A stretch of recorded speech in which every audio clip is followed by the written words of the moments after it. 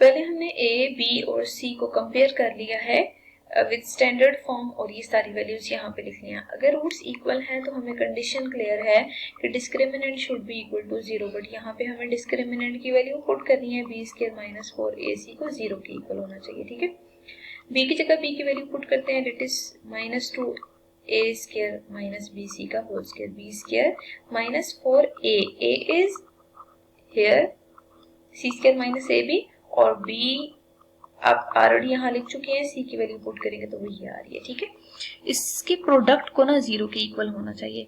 अब हम यहाँ पे ओपन करते हैं मजीद, तो A square minus B C का होल स्क्वायर फार्मूला आ रहा है और यहाँ पे आप देखें तो हॉरिजॉन्टल मल्टीप्लिकेशन हो रही है, तो हमें यहाँ पे हॉरिजॉन्टल मल्टीप्लिकेशन करने की जरूरत है।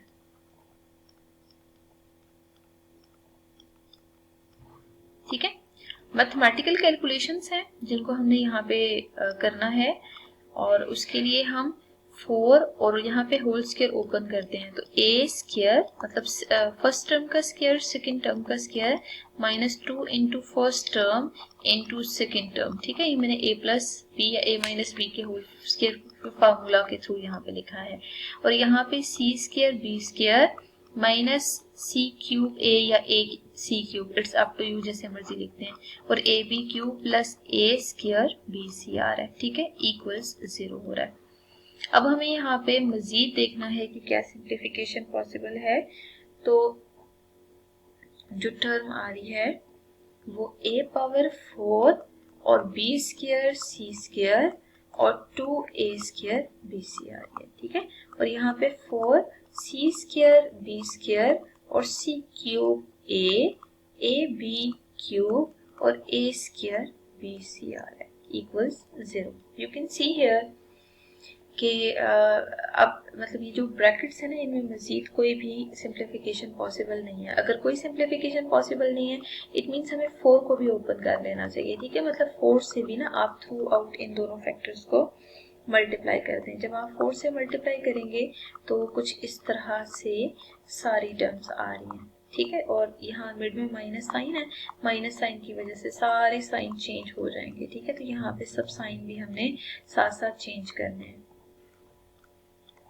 अब जो टर्म्स सिंप्लीफाई हो सकती हैं ना, उनको सिंप्लीफाई भी करना है, तो उन टर्म्स को चेक करने के लिए यहाँ पे आप देख सकते हैं कि जस्ट हमारे पास 4 की एक ही टर्म है। ठीक है, फिर अब ऐसा करते हैं कि b 4a b cube 4a c cube को भी देखें, 4a b क्यूब और 4a c क्यूब की भी जस्ट एक एक टर्म ही आ रही है। अब a स्क्वायर बी सी और a स्क्वायर बी सी यहाँ पे आ रहा है, डेट इज -8 -4 का आंसर -12 होता है, -12 a स्क्वायर बी सी। ठीक है, फिर आप देखें कि यहाँ पे भी 4b स्क्वायर सी स्क्वायर है, यहाँ पे भी 4b स्क्वायर सी स्क्वायर है, both are cancelled out. Answer किसके इक्वल आ रहा है? 0 के इक्वल आ रहा है।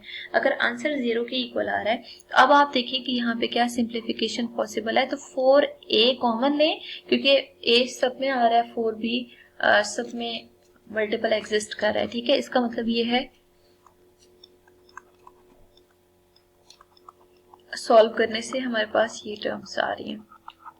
ठीक है, अब देखिए जो चीज प्रूव करनी थी ना उसके नियर अबाउट ही हैं हम। अगर हम 4a को यहाँ से 0 के इक्वल पुट करते हैं या इस कंडीशन को a cube plus b cube plus c cube minus 3abc को करते हैं, तो दोनों को जरा कंपेयर करके देखें कि एक कंडीशन आपको मिल रही है कि या तो a ज़ीरो होगा या दूसरी कंडीशन मिल रही है a cube plus b cube plus c cube minus 3abc equals 0। ठीक है, क्वेश्चन के स्टेटमेंट में आपको यही गिवन था कि अगर रूट्स रियल है ना तो ये आना चाहिए। तो आप ये देख सकते हैं कि जब हमने सॉल्व किया है इसको प्रॉपर सॉल्व करने के बाद जो फाइनल लुक आ रही है उसमें a इक्वल टू 0 और a cube plus b cube plus c cube minus 3ab c भी 0 के इक्वल आ रहा है। ठीक है, तो यही कंडीशन प्रूव करनी थी हमने और यही कंडीशन एट द एंड आ रही है। इट मीन्स जो स्टार्ट में कंडीशन थी वो ये थी, if the roots of the equation are equal then this will happen. ठीक है, तो हम